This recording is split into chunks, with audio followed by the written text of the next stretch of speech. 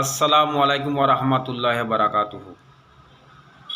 আমার মুমিন মুসলমান ভাই ও বন্ধুরা, একটু মনোযোগ দিয়ে শুনবেন।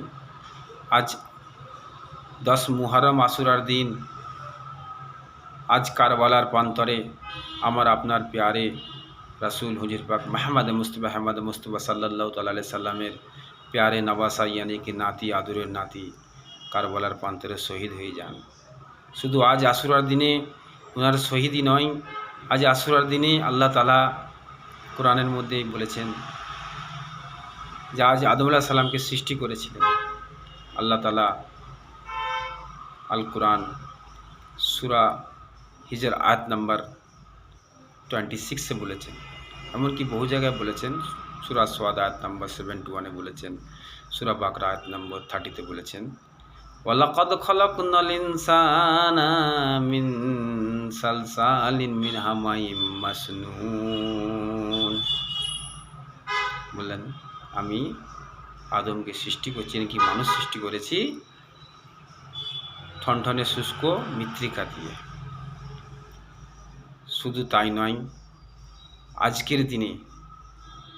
আজকের দিনে মুসা আলাইহিস সালাম তার কওমকে আল্লাহ তাআলা আজ আশুরার দিনে নাজাত দিয়েছিলেন, ফিরআউনের কাছ থেকে উদ্ধার করেছিলেন।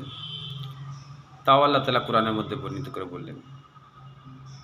সূরা ইউনুস আয়াত নম্বর 90 বললেন আল্লাহ তাআলা কি বললেন, ওয়াজাওয়াজনা বিবানি ইসরাঈলাল বাহরা ফাআতবাআহুম ফিরআউনু ওয়া জুনুদুহু বাগওয়া ওয়াদওয়া হাত্তা ইযা আদরাকাহুল গরাক।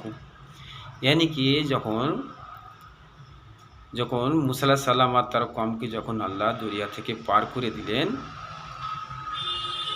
আর ফেরাউনের সিপাহি সালারকে দরিয়ার মধ্যে নিমজ্জিত করে ডুবিয়ে দিলেন। यानी কি আল্লাহ তাআলা এই আশুরার দিনে ওনাদেরকে নিজাত দিয়েছিলেন, यानी কি উদ্ধার করেছিলেন, আর কাফির কওমকে আল্লাহ তাআলা ডুবিয়ে দিয়েছিলেন। আজ এই আশুরার দিনে নূহ আলাইহিস সালামের নৌকা জুদি পাহাড়ে এসে ঠেকেছিলেন। তাও আল্লাহ তাআলা কোরআনের মধ্যে বললেন,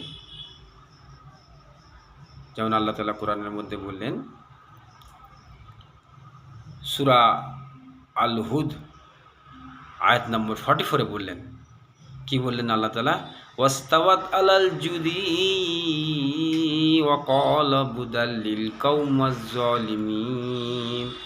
यानी কি নৌকা যখন জুদি পাহাড় ঠেকে গেল, আর বললেন কি জালিম কওমরা সব ধ্বংস হয়েছে।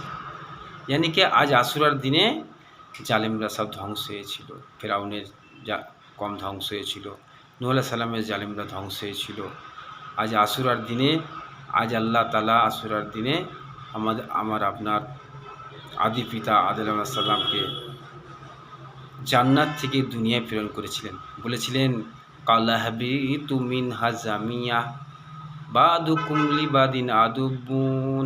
यानी কি তোমরা উভয়ই নেমে যাও এখান থেকে, আর তোমরা একে অপরের শত্রু। আল্লাহ তাআলা আরও পরিষ্কারভাবে বললেন, ইন্নাশ শাইতানা লিল ইনসানি আদুব্বুম মুবিন। নিশ্চয়ই শয়তান হলো মানুষের জন্য প্রকাশ্য শত্রু। তো তাই জন্যে আজ আশুরার দিনে বহু কিছু হয়েছিল। যেমন ইউনূস আলাইহিস সালাম যখন মাছের পেটে ছিলেন, তখন আল্লাহ তাআলা ওনার দোয়া কবুল করেছেন আজ আশুরার দিনে। সূরা আম্বিয়া আয়াত নম্বর 87 বললেন, 87 বললেন, কি বললেন, আল্লা ইলাহা ইল্লা আনতা সুবহানাকা ইন্নী কুনতু মিনাজ জালিমিন। আল্লাহ তাআলার কাছে উনি ওনার গুনাহ কবুল করলেন, বললেন আমাকে জালিম থেকে বাঁচান, হ্যাঁ আমি ভুল কাজ করে ফেলেছি। আল্লাহ তাআলা আমার দোয়া কবুল করুন, আমাকে উদ্ধার করুন, আমাকে সেভ রাখুন। আল্লাহ তাআলা ওই দিন ওনাকে মাছের পেট থেকে ওনাকে উদ্ধার করেছিলেন। এমনকি আল্লাহ তাআলা সব থেকে যে নবীর নাম আমরা সবরবাসী হিসাবে পাই, আইয়ুব আলাইহিস সালাম, আজ আশুরার দিনে আইয়ুব আলাইহিস সালামকে উনি রোগমুক্ত করেছিলেন।